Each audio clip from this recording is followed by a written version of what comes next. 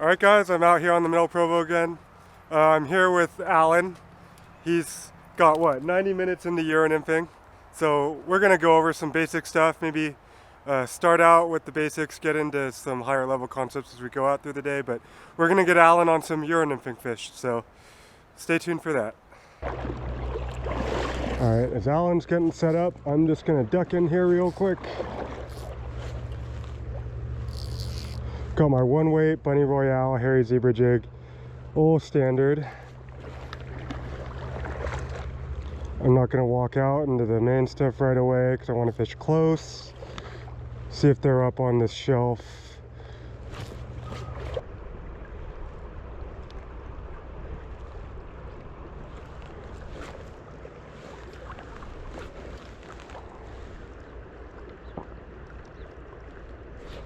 There we go.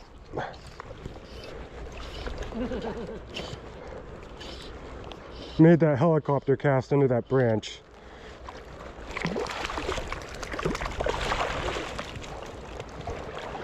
All right, I caught my one. Now let's get to teaching. Let's see, little guy.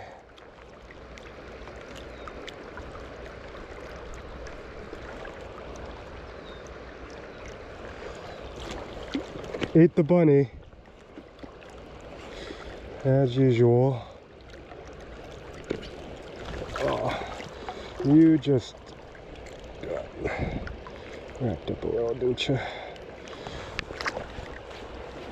Okay, let's just move up to about here. We'll start at the tail out and work our way up. That fish ate right behind that branch that's sitting in the water right there. Oh yeah? Yeah. Well, I can't cast that far. We'll get there.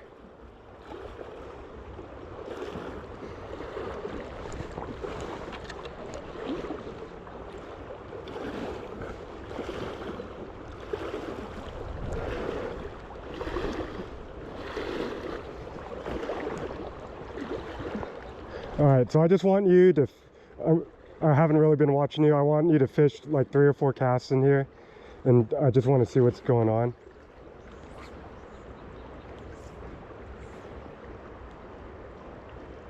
Here, give me your leader real quick. I'm gonna straighten that out. Still. Yeah, coily. You're gonna leave some strike detection there. Plus, it's making casting a little harder. Okay. Let me show you the next thing though. That's the end of my cider. Yeah. That's how far to the first floor. Yeah, that'll work. That's fine. Okay.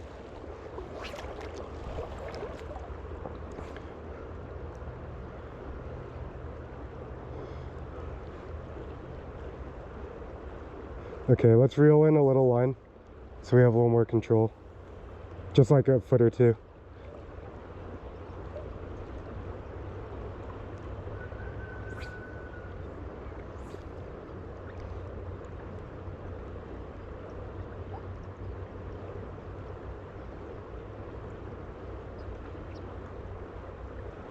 Okay, casting. So let me visualize this. I might so you're left-handed, so it's not going to make, it's going to be a little different. Here, I'm just going to, why don't we switch spots? So you're on my left. That's what I normally do. Yeah. All right. So obviously you're left-handed, so you're going to be holding it like this. It's going to be the same angle though. So when people are Euro nymphing, you usually see them do that little bit of set at the back to get the flies back behind you. So say you're in fishing, right? Right. So do that little pop to get the flies out behind you. Okay. If you just kind of lift, you're not going to have the accuracy in the rod load to get them out. Okay. So you need to, here, let's make it downstream. So you need to do this little pop to get them behind you. Wait to feel that little bounce, so you know the flies are directed, but then you can direct them forward. I still oval cast because I feel more accurate. It's also okay if you mistime the bounce and don't feel like you're going to be accurate, and say, because usually your miss is going to be to the left of your target if you don't get them directly behind you, because you know the fly's 180-degree rule, right? So if the flies don't get directly behind you, they're going to go upstream and to the left on you. So if you like mistime it, it's okay to pull it out, redo it, and get a second cast in there to be accurate. Okay. You'll see me do that a lot if I don't feel like I'm getting the accuracy I need. But let's work on popping the flies out at the end of the drift, feeling for that bounce, and then going back in with the oval. So I'll get, so for left-handed that's going to be a little harder because you're going to have to do the cross body one.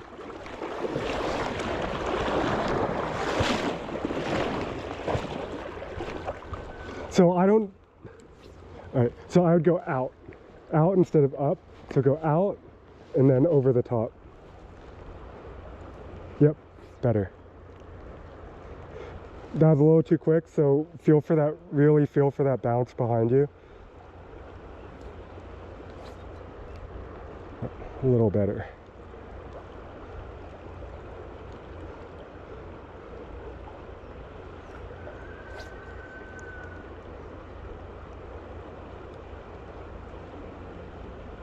All right, let's make one or two more till you feel like you got the feel for it.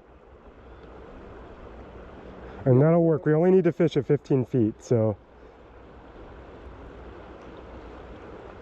to start, you'll get better at, because you can shoot a little bit of line eventually, and you know, fish like you could stand here and fish that far bank once you get the timing down.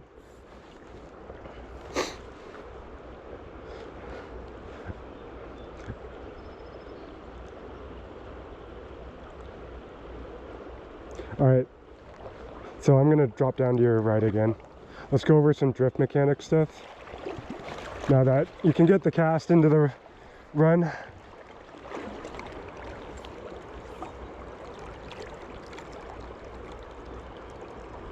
Here, I'm just, yeah. I want you reel up. Reel more? Or just, I'm gonna demonstrate some drift mechanic stuff.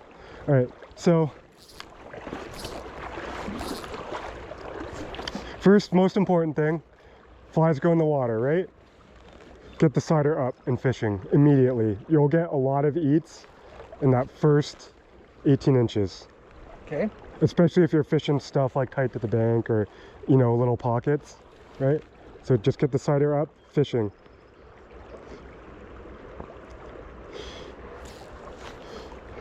I noticed you're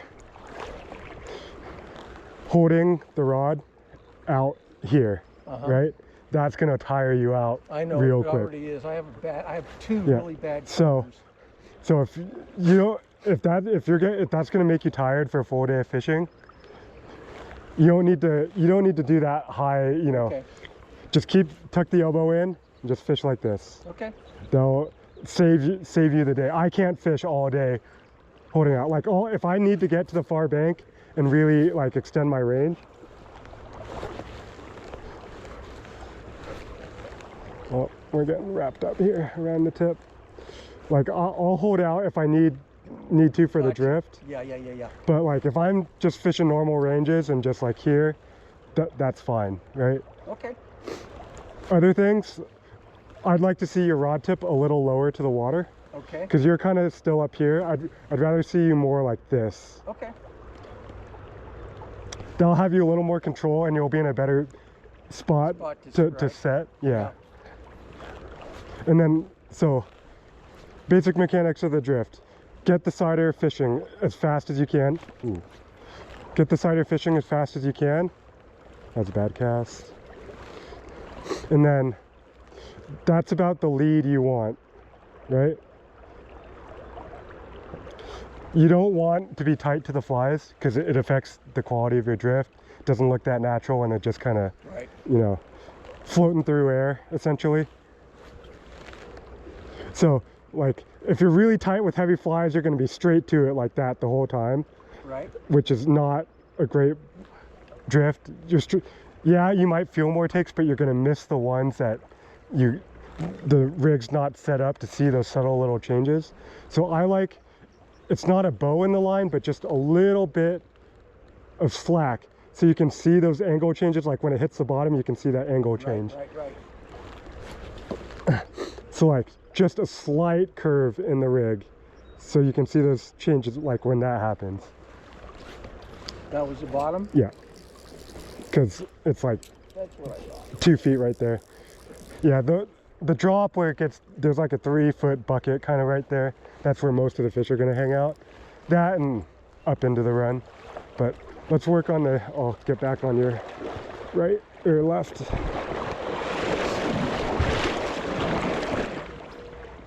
You don't really want to fish more than like, say 15 or 20 degrees down below you. You don't need to like, you know, fully swing it out like you would an indicator rig or something. Okay. I mean, your target zones, think of like, you want to fish like, have your flies fishing like a 10 to 15 foot section.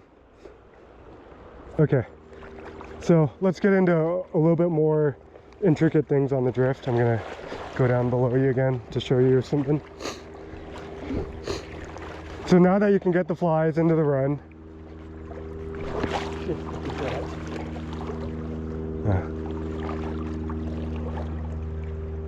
Go ahead, tell me. I'm listening. okay.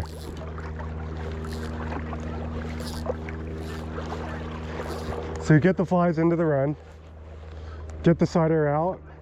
Now it's about getting the flies fishing at, you know, so that they're at least close to the bottom, not on the bottom. It's always better to be above them than below them because, you know, trout feed up, right? But one of the things you want to look for in your drift, it's a key thing, especially when you're fishing a little bit deeper spots, is that flies go in, you see the siders going fast, going fast, going fast, and then it downshifts right there where it starts going slower than the surface current.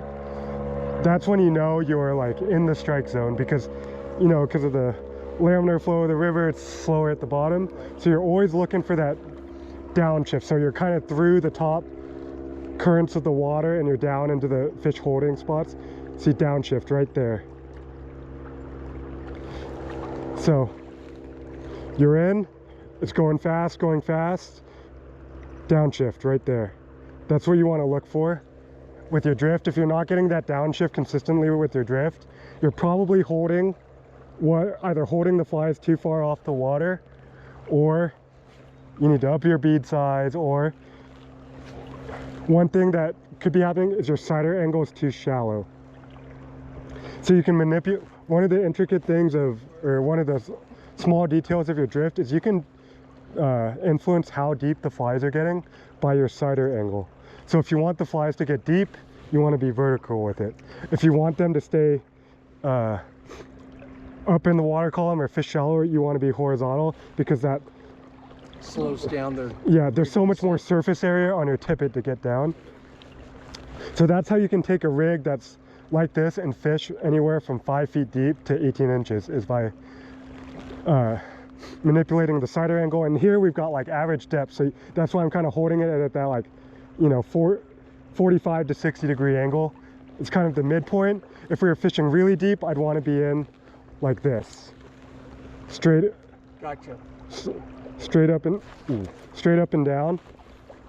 If we're in a riffle, 18 inches of water, I'd want to be like this. Okay. See how those flies are not downshifting and they're going the speed of the surface? Whereas if we get really vertical, there, downshift right there. So just something to think about. Know the depth of the water. If you're hitting bottom too much, you want to shallow it up. If you're not hitting bottom ever until like the end of the drift, you might want to get a little more vertical with it. But a lot of times what you'll see is that you'll be going fast, downshift, and then you'll get an eat 6 inches after that. Okay. Because that's finally when it's like right in the zone. Okay. So just something to look for. All right. And to get that downshift, you need to manipulate your sider angle when you're in there. Yep. Let's practice a little bit, Alan, and then I think let's go the lower. I don't think it's gonna get better today with this. Like, it just went from 2 feet of visibility to what, 10 inches now? Maybe. Yeah. If I can practice doing there too. If you want to go, let's go. Yeah, let's go. All right. Not an issue.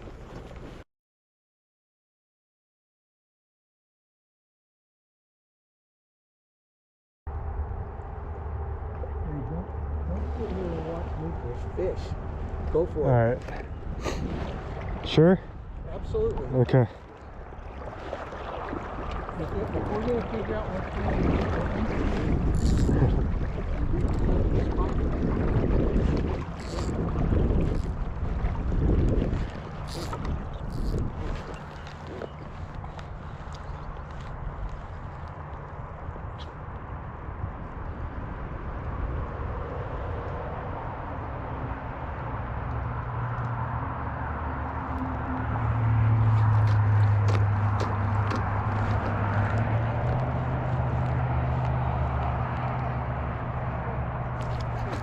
There we go. Worm. I mean, now it's like right where he should have been in this type of water. So, yep, took the worm. Little brown.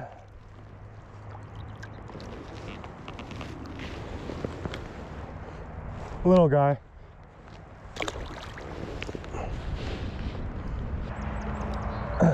Line management is a tough thing, but what I want to see is get in, get the sighter up, and see how I don't want to manage the line, because I see you kind of doing this where you go in, you have a fixed length of line, and as it gets closer to you, start raising the rod tip up to keep up with it. I want to see the rod tips, or the rod, stay in exactly the same position, and just strip in the slack. Whether you're comfortable doing a hand twist in, okay, or what I do is I just slow pull. Gotcha. Right? Okay, I was taking my hand off the line because I have a habit of not holding it against the handle. There's one right there, that close. Oh, and he put me in the tree. Oh, I got it. Did the jiggle.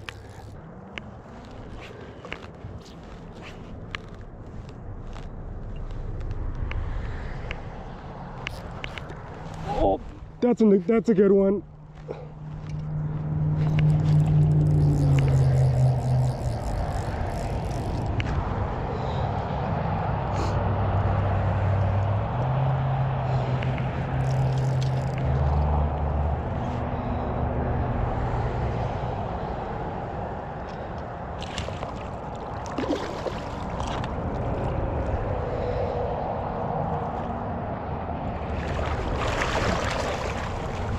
There we go, guys.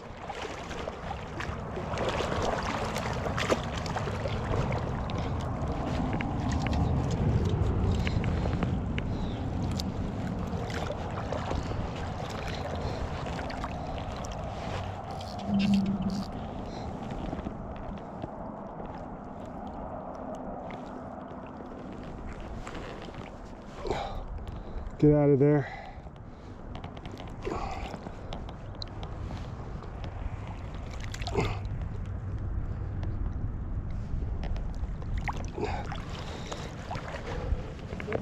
Yeah.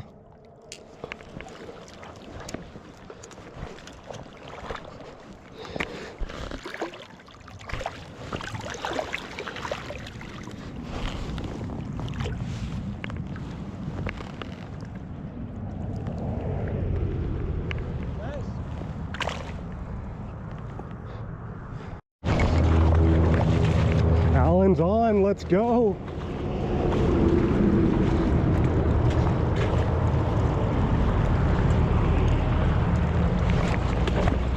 Very interested to see what fly is on, huh? It's actually a good fish. Yeah, it looks like it. I mean, you know, putting a bend into this rod, and if I pull any harder, I'll break that 6. Oh, I saw the flash. That's a good fish, yeah.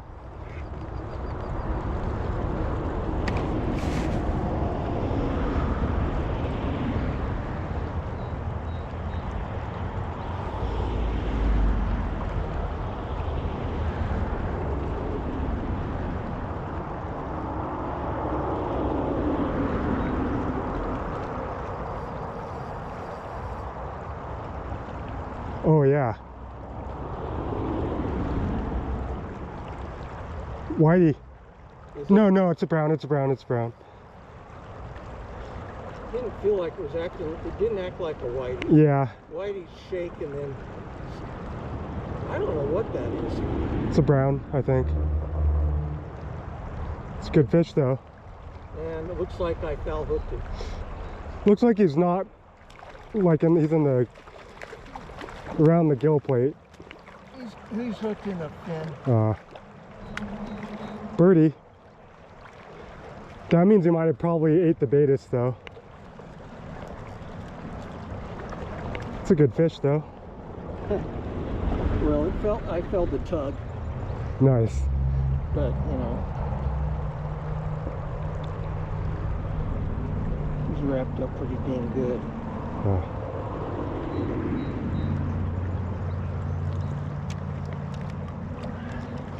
Well, at least it's fun. It doesn't count though. Yeah. Alright, I'm gonna throw a jig streamer in here.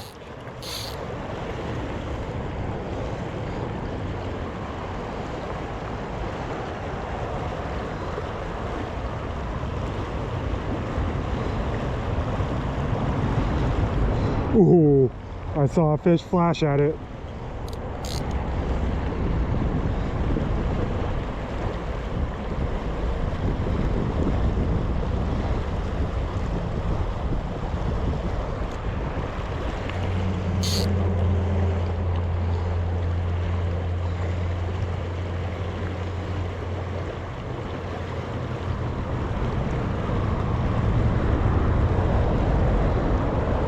That was a nice fish that flashed at it. I'm not sure we're gonna get him to come back out. We can try though.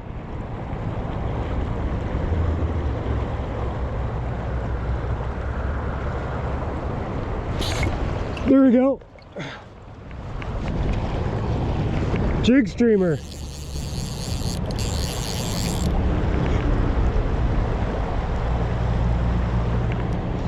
Ate the jig Sculpzilla.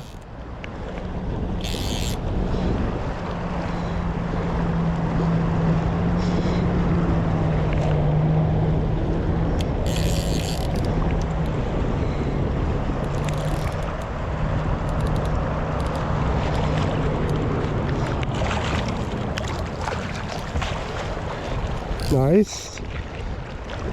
Solid little brown.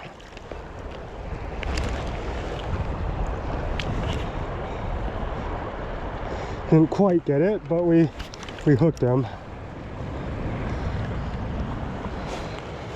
That's a chunky one. That one's healthy. That is not the same fish I saw earlier though, I don't believe.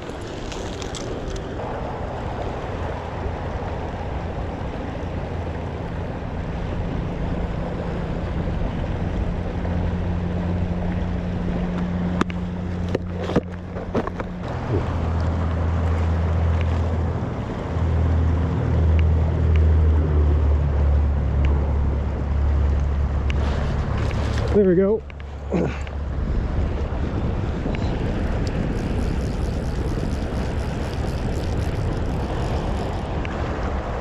Little guy. Took the Baetis. Jig bite emerger, I believe.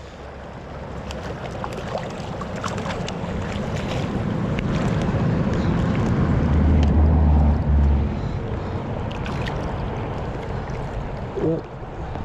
Popped out too. He is trying to wreck my rig here.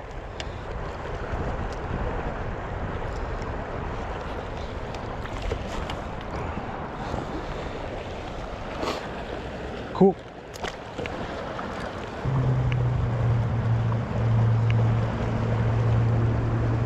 There we go. It's on now, Alan. Oh, as soon as I said something.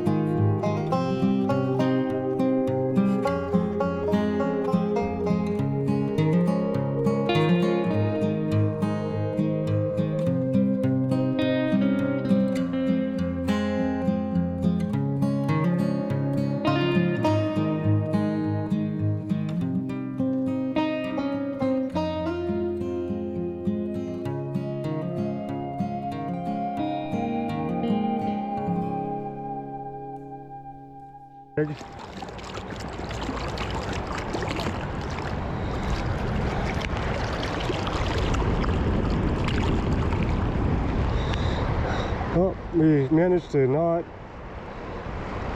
screw that up.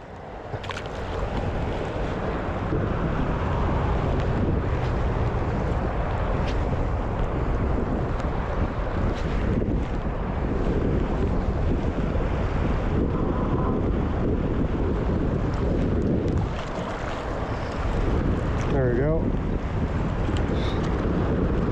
First cast after the retie.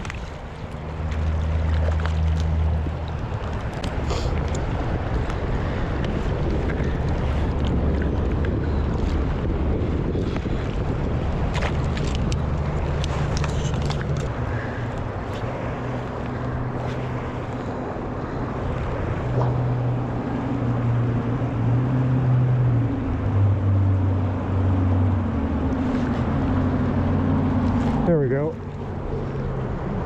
Finally.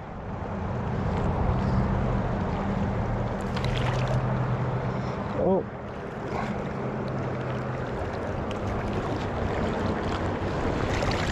We got him pinned.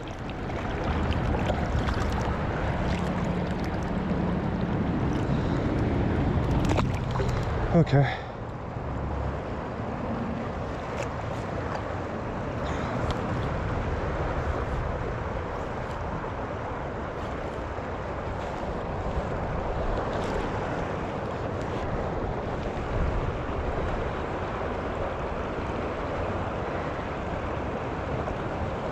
There we go. They've reloaded in there.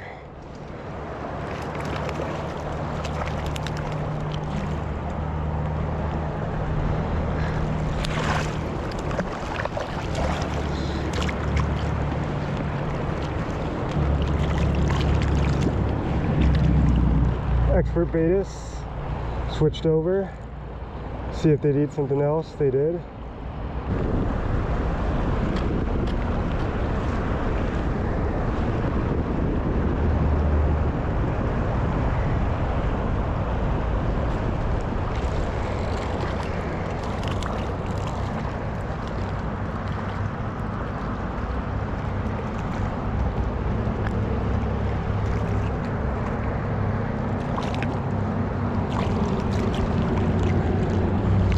Another one on expert betas.